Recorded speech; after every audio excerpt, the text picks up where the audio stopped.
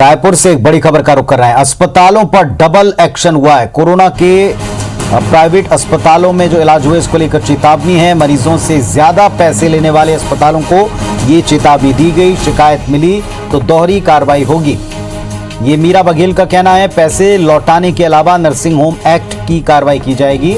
Nursing home act में 5,000 का fine लगेगा।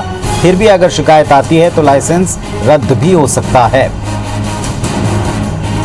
तो मरीजों से ज्यादा पैसे वसूल रहे हैं प्राइवेट अस्पताल कोरोना के इलाज की, जबकि दरें फिक्स हैं। इसको लेकर के कई शिकायतें मिली। इस पर सीएमएचओ मीरा बघेल का कहना है कि अगर शिकायत मिलती तो दोहरी कार्रवाई होगी, पैसे लौटाने पड़ेंगे। नर्सिंग होम एक्ट के तहत जुर्माना होगा 5,000 का। इसके बाद दूसरी बार शिकायत आती है तो लाइसेंस रद्द भी हो सकता है।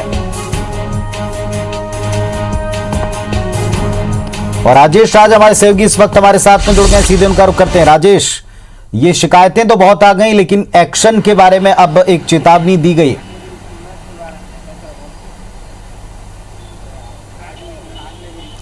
देखिए पुनीत, जिस तरह से छत्तीसगढ़ समेत रायपुर ने दूसरी लहर को झेला, जब पीक की स्थिति थी तब नोटिस दिया जाता था। ऐसी शिकायतें बार बार आ रही थी, क्योंकि करीब 14 अप्रैल को ही सरकार ने तय कर दिया था कि अगर कोई कोरोना मरीज निजी अस्पतालों में भर्ती होता है तो सामान्य बेड पे है तो उसके लिए कितना चार्ज लगेगा, अगर आईसीयू में है तो उसके लिए प्रतिदिन का कितना चार्ज होगा, और अगर वेंटिलेटर पे है तो उसके लिए भी दरें निर्धारित कर दी गई थी। और आईएमए के जरिए सारे निजी अस्पतालों को इस आदेश के बारे में बता भी दिया गया था। उसके बाद भी धड़ल्ले से निजी अस्पतालों ने कोरोना मरीजों के परिजनों से मनमानी पैसे हटिए। जो 2 लाख का बिल था उसके लिए 8 लाख का बिल थमाया गया। ऐसे भी केस हमारी जानकारी में आई।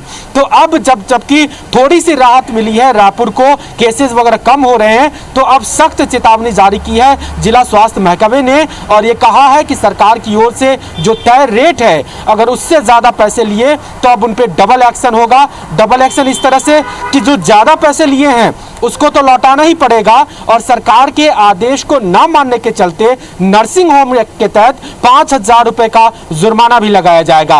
और इस एक कार्रवाई के बाद भी अगर अस्पताल वाले नहीं सुधरते हैं, उनके बारे में दूसरी तीसरी शिकायतें मिलती हैं, तो फिर उनका जो कोरोना लाइसेंस है कोविड अस्पताल का वो रद्द कर दिया जाएगा। उसके बाद वो अपने यहाँ पे पेशेंट एडमिट नहीं कर पाएंगे। तो इस तरह से संकेत दिए हैं, खास करके जो तीसरी लहर की तैयारी है। सबको पता है कि जो आने वाला समय है वो और ज्यादा चुनौतीपूर्ण होगा, और उसके बाद अगर लोग एक सिस्टम बनाना चाह रहा है स्वास्थ्य विभाग कि जो पहले दूसरी लहर में मनमानी चली है निजी अस्पतालों की, कम से कम उस पर अंकुश लगे और एक व्यवस्था बन जाए, ताकि आगे अगर कोई ऐसी स्थिति बनती है उसमें गरीबों को और जो बीपीएल वाले हैं उनको मुश्किल ना होना पड़े। तो एक तरह से चेतावनी है, और साथ साथ में एक व्यवस्था को भी अपडेट करने की बात स्वास्थ्य महकमे ने कही है। जी बहुत शुक्रिया राजेश आपका इस पूरी जानकारी के लिए। तो जैसा राजेश हमको बता रहे थे कि अब पूरी तरीके